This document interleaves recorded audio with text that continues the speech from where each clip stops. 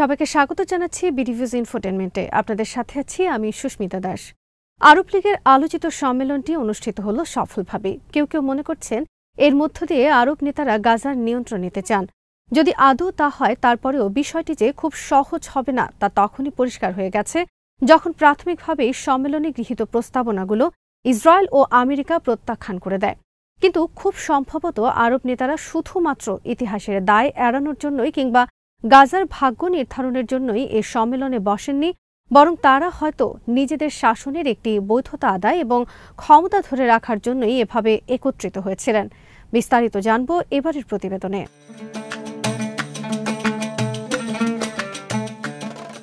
এবারের আরব সম্মেলনটি গতানুগতিক কোনো সম্মেলন ছিল না। সেখানে প্রচলিত কোনো কূটনীতি পরিলক্ষিত হয়নি। কেবল ফাঁকা বিবৃতি এবং একঘেয়ে প্রতিশ্রুতি ঘোষণার কোনো প্রয়াসও আরব নেতাদের মধ্যে ছিল না। এটা ছিল বেশ সিরিয়াস একটি সম্মেলন। আরব নেতাদের নিজেদের মতো করে দাঁড়িয়ে থাকার একটি প্রয়াস ছিল এবার। পশ্চিমাদের তোষণ করতে করতে তারাও যেন ক্লান্ত হয়ে পড়েছেন।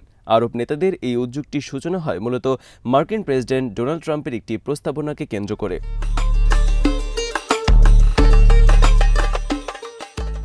প্রেসিডেন্ট ট্রাম্পের প্রস্তাবনার মূল উদ্দেশ্য ছিল গাজা থেকে ফিলিস্তিনিদেরকে জোরপূর্বক উচ্ছেদ করা, গাজার ভূমি থেকে এখানকার স্থায়ী ও প্রকৃত বাসিন্দাদের এবং তাদের ইতিহাস মুছে ফেলার চূড়ান্ত প্রচেষ্টা চালানো, যার পরিণতিতে এই অঞ্চলটিকে একটি অবকাশ কাঠামোতে রূপান্তর করা যাবে। প্রেসিডেন্ট ট্রাম্পের মুখ থেকে প্রস্তাবনা আসলেও কার্যত এর জন্ম হয়েছিল তেল আবিবের ওয়ার চেম্বারে ইসরায়েলি নীতি নির্ধারকদের মস্তিষ্কে।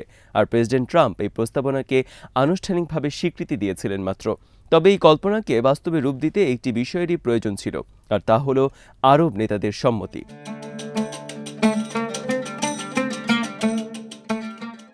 এরই জোরে কায়রো পরিণত হয়েছিল ইতিহাসের সেই মঞ্চে, যেখানে আরব নেতারা হয় বিশ্বাসঘাতকতা করতে পারতেন, নতুবা প্রতিরোধ গড়ার সিদ্ধান্ত নিতে পারতেন। ফিলিস্তিনিদের নিজ মাটি থেকে উচ্ছেদ করার ইসরায়েল মার্কিন পরিকল্পনায় আরব নেতাদের সহজে মেনে নেওয়ার সুযোগ ছিল না, কেননা সেই পথে গেলে তাদেরকেই হয়তো সিংহাসন হারানোর ঝুঁকিতে পড়তে হতো। নিজ নিজ দেশে যে পরিমাণ জন অসন্তোষের মুখে তারা পড়তেন তা সামাল দেয়া তাদের জন্য মোটেও সহজ হতো না। তারপরও ইসরায়েলি মার্কিন প্রস্তাবনাকে প্রত্যাখ্যান করার সাহস দেখানো চারটিখানি বিষয় ছিল না, কারণ তাদেরকে শুধু মার্কিন প্রস্তাবনা প্রত্যাখ্যান করলেই হবে না, পাল্টা প্রস্তাবনাও দিতে হবে। কেননা ইসরায়েল ও যুক্তরাষ্ট্র গাজার পুনর্গঠনের নামে শুধু ফিলিস্তিনের মুক্তিকামী আন্দোলনকেই দমন করবে না, বরং নিশ্চিহ্ন করার পথে হাঁটবে। আর মুক্তি আন্দোলনকে নিশ্চিহ্ন করতে পারলে ফিলিস্তিনি সার্বভৌমত্বের ধারণাটিকেও স্থায়ীভাবে মুছে ফেলা যাবে, এমনটাই সমীকরণ ছিল মার্কিন এবং ইসরায়েলি নেতাদের।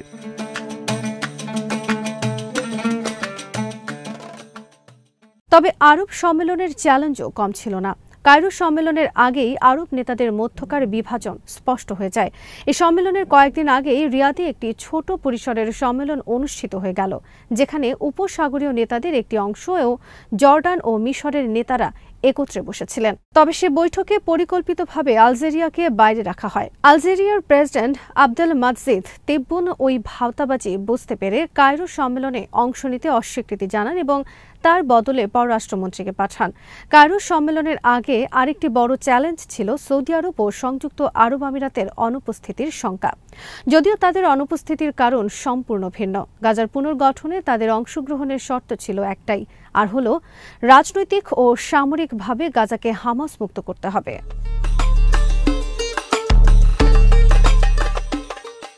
আমিরাত এই প্রক্রিয়ায় আরও এক ধাপ এগিয়ে যেন নেতিবাচক ভূমিকা পালনে নেমে যায়। ওয়াশিংটনে নিযুক্ত আমিরাতের রাষ্ট্রদূত ট্রাম্পের গাজা পরিকল্পনার প্রতি সমর্থন জানান এবং এর মাধ্যমে আরব আমিরাত কার্যত ইসরায়েল আমেরিকার বিকল্প যে কোনো আরব পরিকল্পনাকে প্রত্যাখ্যান করার ইঙ্গিত দেয়। এভাবেই কায়রো সম্মেলন শুরু হওয়ার আগেই বিভাজনগুলো প্রকাশ্যে চলে আসে। দুর্বল ও বিভক্ত আরব ফ্রন্ট তাদের অক্ষমতা প্রকাশ করে ফেলে।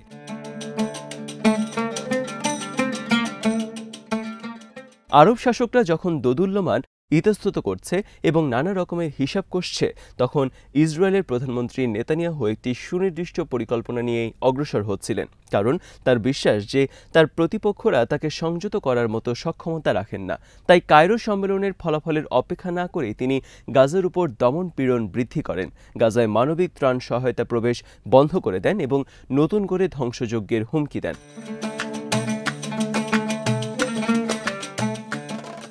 তার বার্তা ছিল একদম সোজাসাপটা, হয় ওয়াশিংটন এবং তেল আবিবের আদেশ মানো, নয়তো চাপের মুখে অপ্রাসঙ্গিক হয়ে যাও। আর আরব নেতাদের নিয়ে সবসময় বিশ্বাসঘাতকতার ঝুঁকি রয়েই যায়। যদিও তারা গাজা থেকে ফিলিস্তিনিদের উচ্ছেদ হয়তো ঠেকাতে পারবেন, কিন্তু গাজার পুনর্গঠনে তারা বরাবরই অনেক বেশি নমনীয়তা দেখিয়েছেন। আর এই নমনীয়তাও ফিলিস্তিনিদের সাথে বিশ্বাসঘাতকতার সমতুল্য। কেননা ফিলিস্তিনিদের রেখেও যদি আধিপত্যবাদীদের কাজ করার সুযোগ দেওয়া হয়, তাহলে ফিলিস্তিনি সার্বভৌমত্বকে ধীরে ধীরে অবরুদ্ধ এবং অকার্যকর করে ফেলা হবে। অর্থাৎ ঠিক বল প্রয়োগ করে আর গাজাকে ধ্বংস না করে, বরং গাজার রাজনৈতিক এবং অর্থনৈতিক কাঠামোকে কৌশলগতভাবে পুনর্গঠনের মাধ্যমেই উপত্যকাটিকে ধ্বংস করার একটি নীল নকশা প্রণয়ন করা হয়।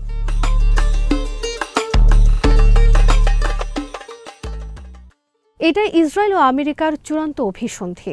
গাজা এখন যেভাবে প্রতিরোধ সংগ্রামের কেন্দ্রস্থল হয়ে আছে, সেখান থেকে গাজাকে ক্রমাগতভাবে একটি প্রাচীর বেষ্টিত, বশীভূত ও নিরপেক্ষ অঞ্চলে পরিণত করাই তাদের লক্ষ্য, যেখানে স্বাধীনতার ধারণাকে স্থানীয় বাসিন্দাদের মন ও মগজ থেকে ধীরে ধীরে বিলুপ্ত করে দেওয়া হবে।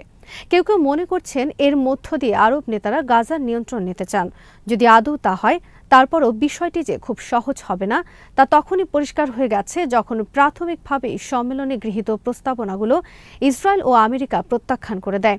মার্কিন জাতীয় নিরাপত্তা পরিষদের মুখপাত্র ব্রায়ান হিউস আরব নেতাদের প্রস্তাবনাকে স্থল বাস্তবতার সঙ্গে অসামঞ্জস্যপূর্ণ হিসেবে আখ্যায়িত করেন।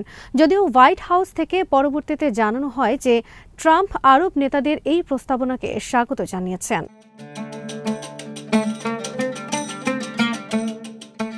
প্রকৃতপক্ষে হোয়াইট হাউস নেতানিয়াহুর অবস্থানকে আরও জোরদার করেছে। হোয়াইট হাউসের দৃষ্টিভঙ্গি হল, গাজার পুনর্গঠন আরবদের শর্তানুযায়ী চলবে না, বরং যে কোনো পুনর্নির্মাণ প্রচেষ্টায় আমেরিকান ইসরায়েলি কাঠামোর সঙ্গে সামঞ্জস্যপূর্ণ হতে হবে।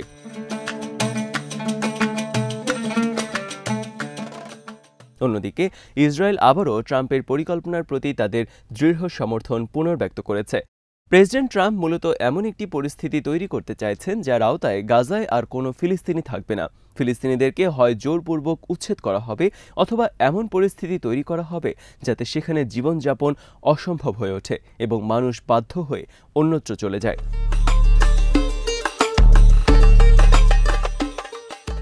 টানা 15 মাস ধরে ইসরায়েল গাজায় এক নিষ্ঠুর যুদ্ধ চালিয়েছে, কিন্তু রক্তের নদী ও ধ্বংসস্তূপের পাহাড় গড়িয়েও তারা তাদের মূল লক্ষ্য অর্জন করতে ব্যর্থ হয়েছে। তারা ফিলিস্তিনি প্রতিরোধকে দুর্বল করতে পারেনি, তারা বল প্রয়োগে তাদের ইচ্ছা চাপিয়ে দিতে পারেনি। কিন্তু ইতিহাস সাক্ষ্য দেয় যে জায়নবাদী ইসরায়েল কখনো তার লক্ষ্য থেকে বিচ্যুত হয় না। যদি কোনো টার্গেট ইসরায়েলিরা ক্ষেপণাস্ত্র দিয়ে ছিনিয়ে নিতে না পারে, তাহলে কূটনীতির মাধ্যমে তা সে অর্জন করে নেয়। আর যুদ্ধের মধ্যে দিয়ে যা আরোপ করতে পারে না, তা আলোচনার মাধ্যমে ইসরায়েল আদায় করে নেয়। আর যা একা একা ইসরায়েল চাপিয়ে দিতে পারে না, তা আরব শাসকদের মাধ্যমে বাস্তবায়ন করে নেয়।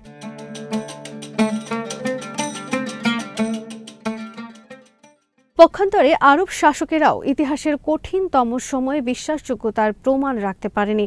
তারা ইসরায়েলের বিরুদ্ধে যুদ্ধ করবে এমনটা এখন আর কেউ আশা করে না। তবে অন্তত এইটুকু প্রত্যাশা ছিল যে ফিলিস্তিনি সার্বভৌমত্ব নিশ্চিহ্ন করার যে ছক ইসরায়েল ও আমেরিকা গেছে, তার বিরুদ্ধে তারা অবস্থান নেবেন। অথচ এটুকু করতে গিয়েও তারা বিভাজিত হয়ে পড়লেন। তারা মুখে গাজা থেকে ফিলিস্তিনিদের উচ্ছেদ প্রত্যাখ্যান করলেন, কিন্তু গাজার পুনর্নির্মাণে আমেরিকান হস্তক্ষেপের পথও খোলা রাখলেন।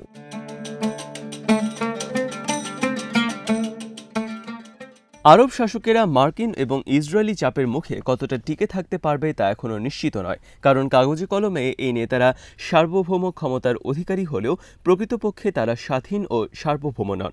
তাদের অস্তিত্ব নির্ভর করে বিদেশি সমর্থনের ওপর, আর তাদের রাষ্ট্র পরিচালনার নীতিগুলো লেখা হয় দূরবর্তী রাজধানীগুলোতে।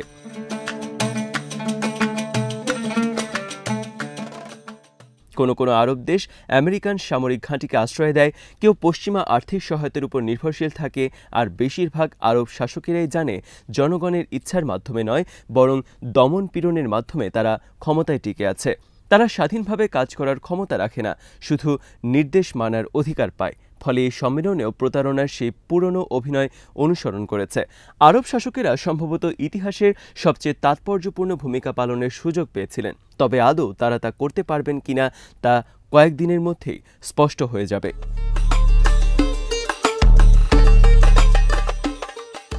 আজ এখানেই শেষ করছি। সমরাস্ত্র, প্রতিরক্ষা ও কূটনীতির নানা তথ্য জানতে চোখ রাখুন বিডিভিউজ ইনফোটেনমেন্টে। চ্যানেলটি ভালো লাগলে সাবস্ক্রাইব করুন, সংযুক্ত থাকুন আমাদের ফেসবুক পেজে।